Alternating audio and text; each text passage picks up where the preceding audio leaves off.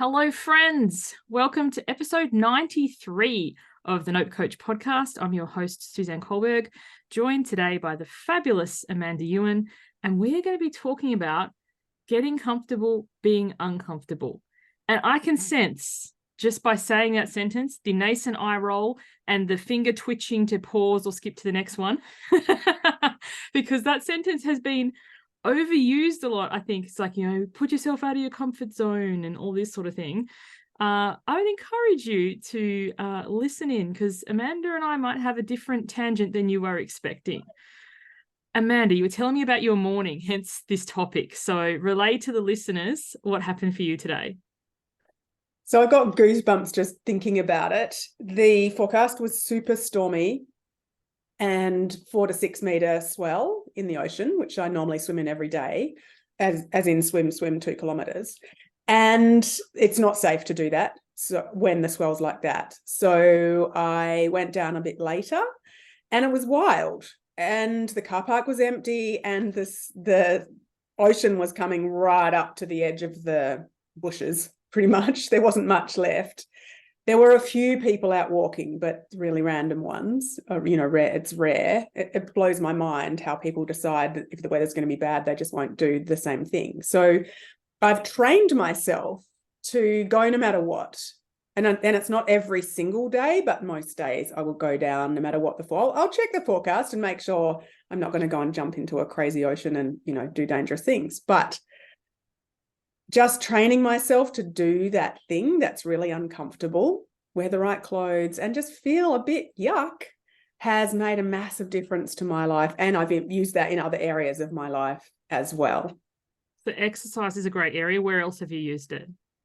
So I use it when I am doing uncomfortable things on social media, putting myself out there as a coach, doing scary things like being a podcast guest. It's just, I have my own podcast, and yet being a guest is still uncomfortable. And by knowing that I do that thing every morning that's really uncomfortable, it's just knowing that it gets easier the more I do it, then it just allows me to do more uncomfortable things and make more magic happen in my life. Yeah. And I think the way the uncomfortable thing becomes comfortable is simply by that repetition. I think a lot of us imagine there'll be some day where like the fairy godmother will appear and grant us the magic to suddenly do the thing that was like scares us. And it's like, no, it's just repetition, like building, like you build muscle memory in the gym of physical body muscles. I think this is the mental muscle to show up for yourself no matter what. Like I set myself the challenge to do this podcast for 100 days straight. This is day 93. There are days where I'm like, I don't want to record anything. And there are days where I'm like, oh my God, that was amazing. I want to post this one today, but I've, batched a few ahead. But that consistency, and the same with exercise, like I admire you for beach swimming. That's not something like as soon I just hear the Jaws theme song. I was like, no. But going for a walk at the time of recording this, it's very rainy and wet here in Sydney. How fewer people I see out on my morning walk in the wet. And then I saw this gentleman this morning.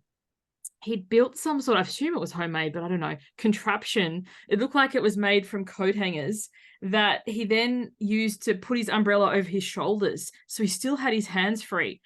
And I thought, well, fancy that. Like, and even as to say, rain doesn't bother me. If it's thunder and lightning, well, obviously I'm not going to wander around outside.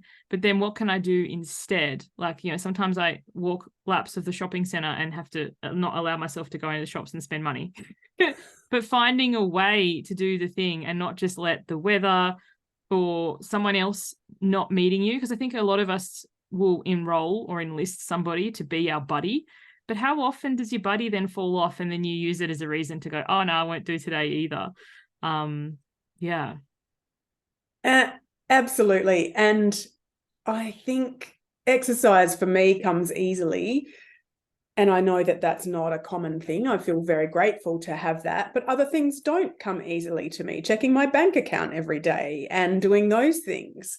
And having recently joined the gym for the first time in years, and noticing the difference. I've been going every day, almost every day at lunchtime. That's just dropping amazing. everything and going.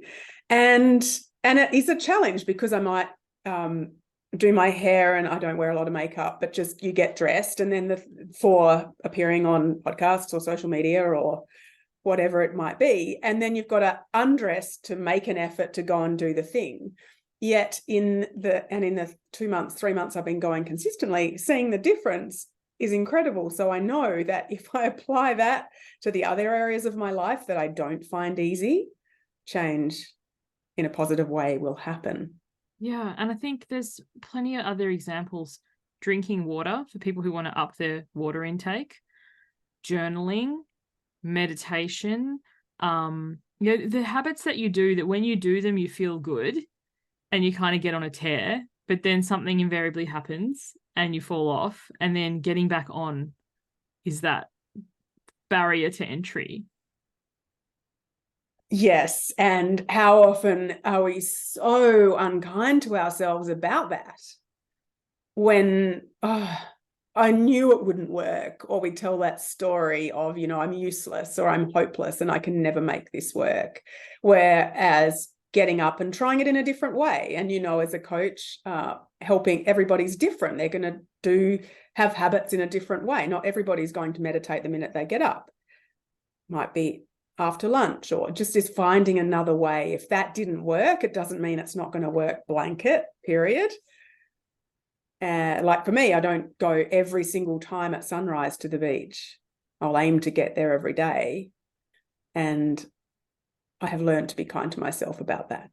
And I think that's such a great point. If there's so many ways to do things, and there are things in our life, like I'm a parent. Are you a parent? I can't remember. Yes, I have children that have flown the coop. When your kids are young and they're learning whatever skill, clapping their hands, holding a spoon, saying their first word, where you're celebrating and you're all excited, they're really not saying anything. It's just some sort of babble, but you can hear a word in it. You're like, this is amazing.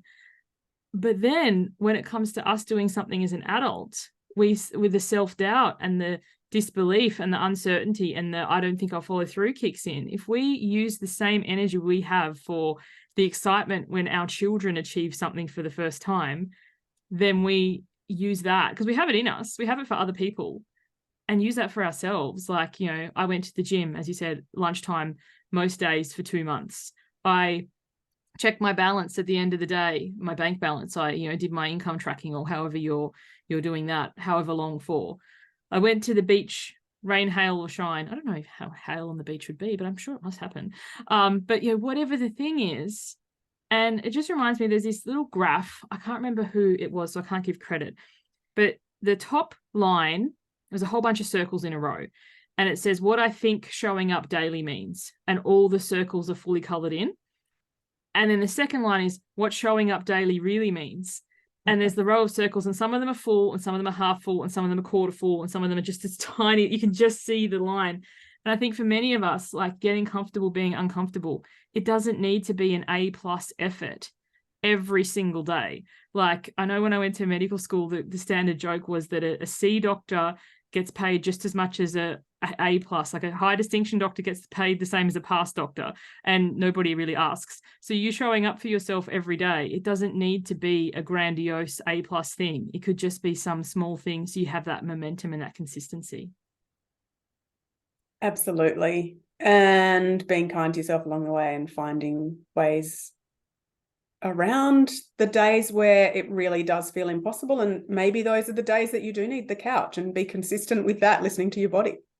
Yes. Or going to do the thing, but as you said, finding a different way to do it. So say you actually turn up to the beach today, and as you said, it was pretty intense and there was no shore and whatever. You might be like, I'm going to walk along the waterfront, or I'm going to paddle. I'm not going to swim, but I'm going to, like there's other ways to do the thing. Like I know some days in my morning walk, I don't do the full distance, or I go a different path. Or if it's, lightning, I don't walk outside. My preference is, like, we're very fortunate that we both live in Australia, where even if it's cold, it's not that cold. I know some of my clients in Canada are like, we can't walk outside in winter. It's like, not entirely safe. Here it's like, well, yeah, we just got to rug up a bit. But it doesn't mean you can't walk at all, or finding an alternate exercise or movement that feels good. For sure. And so yours is walking every day. Mm-hmm. And has that always been something you've done consistently? Mm-mm. No, I've only been really consistent with walking every day for probably the last 8 years. And my commitment to myself is my mailbox. So some people are like, oh, you must have a long driveway. I'm like, no, it's 12 steps. Because once I've put my shoes on and my bra and left the house, so I have to be fully dressed and leaving the house. Because if I go outside in my, I'd say thongs, but my overseas listeners will freak out, flip-flops, sandals, then I know I'm not really intending to go very far. So it's like I put my socks and shoes on, I make the mailbox, and then usually once I'm there, I keep going. Because the thing is, if I said to myself I had to walk for 45 minutes 6 days a week, I reckon I'd do it once or twice. But if I'm like, you have to walk to the mailbox every single day, then I usually make that 45 minutes at least 5 days a week, if not 6, or sometimes even the 7th. So cool. And it's all back to habit stacking as well, isn't it? Like start with 2 minutes and do the simple thing. And then even if you just did that for 5 days, even if I just drove to the beach and sat in the car park, what are the chances I'm going to get out of the car? Yes. Well, I call it, I've done an episode on it, I call it the penny principle. The penny is always the smallest amount. So as long as I've done the mailbox and back, then that's my tick for the day. And the reason it works so powerfully is, say you're about to get in bed at night and you're like, oh, here's another day I didn't walk. You could literally get your gear on, run downstairs, walk outside, come back. Then you go to bed. People are like, well, what's that going to do? It's literally a 2-minute walk. It's like, it's not the walk itself. It's that you've gone to bed with that momentum and that excitement and that sense of, yes, I can do things, not going to bed thinking, oh, another day I didn't do it. And then you wake up the next day, not only is your stuff right there next to the bed because you've literally just taken it off to get back into your PJs, but you've had that sense of momentum and accomplishment. The next day is easier rather than the next day being harder to get back on track. True. Can't do that with a pair of bathers though, or swimmers. No, you can't do that if it's too far away. But you could, as or you if they're said, wet. Well, that's why we have a second pair. Have you ever tried to get into a wetsuit, like Frozen? I remember when I lived in Tassie. Yeah, those are not fond memories. So anywho, Amanda, it's that time. Let the listeners know, what do you do and where can they find you? I am a lifestyle coach for high achieving women, helping them bounce out of bed in the morning so they can shift from feeling meh to magnificent. And I do that using a blend of hot science and cool spirituality. And they can find me on social media at Amanda Ewin, which is EWIN for Nelly, and my website, amandaewin.com, has ways to get in touch as well. Thank you so much for the listeners. So it's AMANDAEWIN. Just That's it. Spelling it out. I love it. Thank you so much. Thank you, everyone. We'll catch you on the next one. Bye for now.